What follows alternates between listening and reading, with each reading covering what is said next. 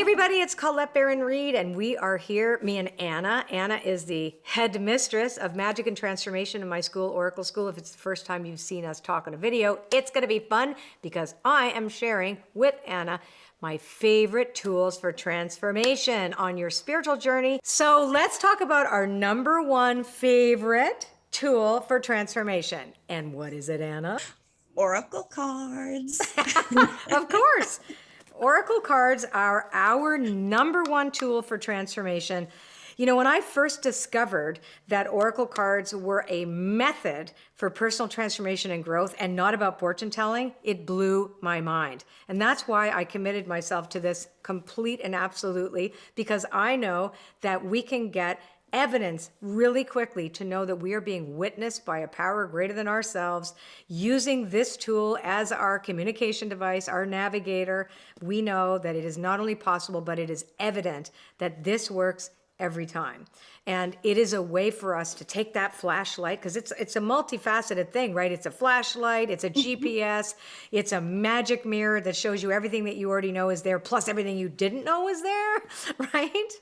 Right? And it's like, it's a measuring stick. I mean, Yes. Right? I mean, I'm excited to talk about Oracle cards because, as you know, Colette, before I ever picked up my very first Oracle card, I did not even know what an Oracle card was. I know. And I picked up the map deck. Right? And I remember when I started using it, so different because I love to meditate. Yep. But Oracle cards, I felt like suddenly communication opened. Right. And it wasn't just me feeling like I was sending out to the universe, I was getting back. Right. It's a conversation. Mm-hmm. It becomes this conversation, this illuminating conversation that you have. I remember when you first, I know, because you didn't even know who I was. I mean, I think you heard me on a Hay House, like, I don't know, talk about meditation. You didn't even know what an Oracle card was. And then you got them and you said you were looking over your shoulder like, oh my God, who's looking at me? That they're coming up in the car. How do they know what I'm going through? Exactly. I looked over my shoulder. I was like, well, this is weird. This is odd. How is this happening? How is this happening that these things know me? Yes. I know, right? So I think it is my number one transformation tool. But you mentioned meditation because that's really how you came to me, right? Was through meditation. And meditation is a big, huge part of what we do and what I've done personally for over 35 years. So meditation, I think, would be my second one because meditation enables us to detach from that small self. Really, at the end of the day, the small self gets quiet and we get to listen to something else.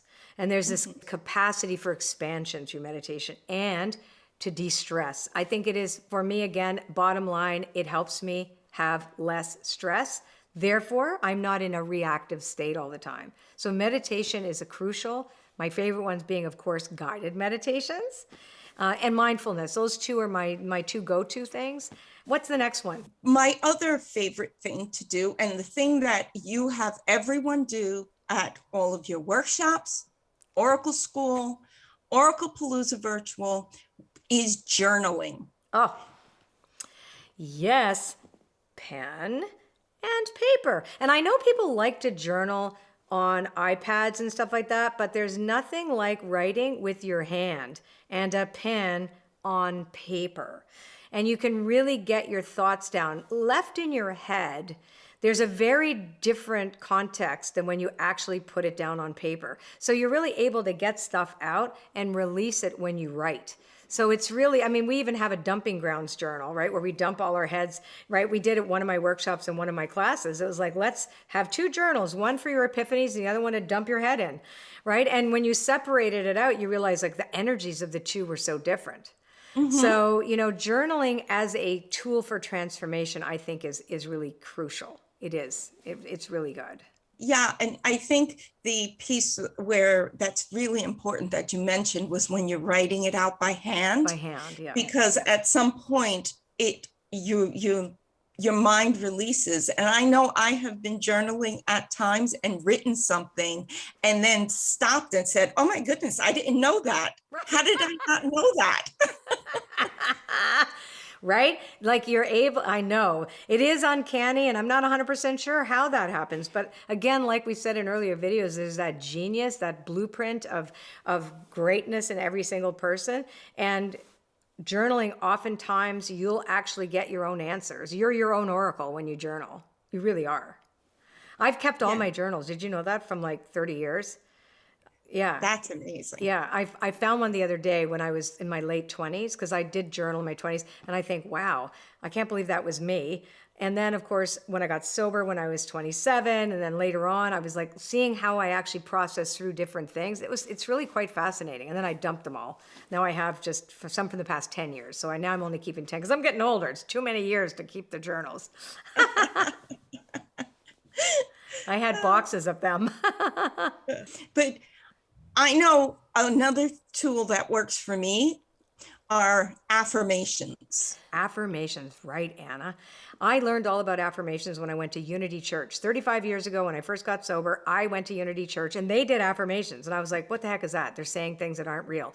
And then I realized that when I said those over and over again, I would feel different. I would literally feel different. So it was kind of like I would sort of ease my way into that truth. So at first it was a statement that may not be true to me, like I'm saying it, but then eventually it became my truth. It became true for me. And then I became it. So affirmation is like a placeholder in a way, right? You know, and then all of a sudden, okay, I'm going to be this. And it starts to make sense over time. So you just say it, and it really does impact your physiology. It's also a way to de-stress. So affirmations in the now, it's like you claim it in the now instead of goal setting down the road and one day I will be this.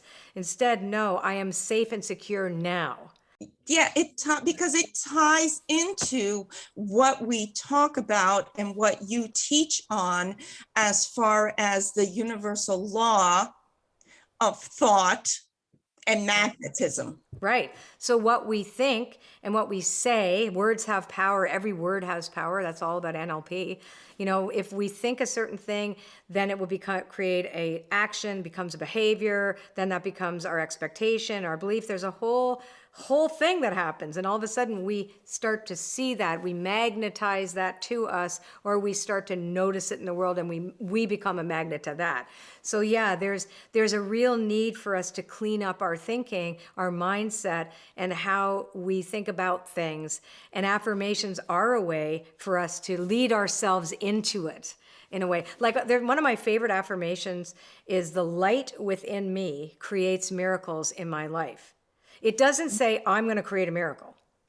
It doesn't say that. It's a way for me to affirm that I shine on behalf of the divine, that I'm an emissary of the divine, that the divine is inside me. So the light within me creates miracles in my life, right? So that I'm not saying that the universe is over there. I'm part of it. It's essential. I'm inherent.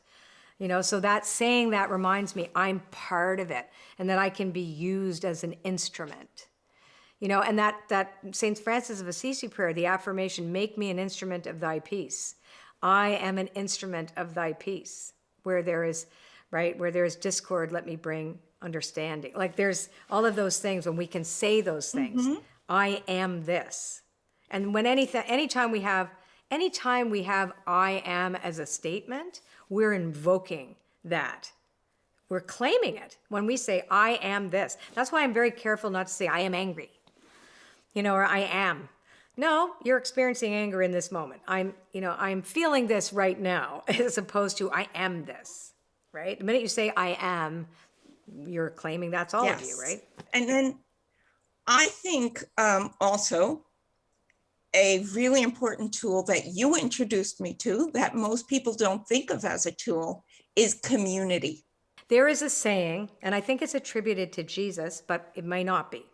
When two or more are gathered in my name, there I am. So that was a statement that was said a lot at Unity Church. And what it meant was, when there is more than one of me, right, where two or more are gathered together in my name meaning for the highest good. So when we have a community of people all working on the same thing for the highest good, right? There I am there is that power of the I am presence, the presence of the universe, the good orderly direction, God, right? Source, this higher energy that is about generative qualities of beauty and change and transformation and things that better everyone, right? There that is. So yeah, in a community of people, and you're not alone, right? That's the other thing. So when you commit to doing something, that's what you have. But when you also notice that when you're all there working on the same thing, you realize that you're not alone, because you can feel so alone.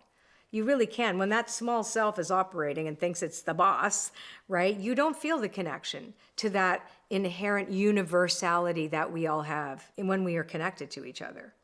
And also we recognize there is unity in diversity. So we realize that we don't have to be the same as anyone, and you can still identify with other people.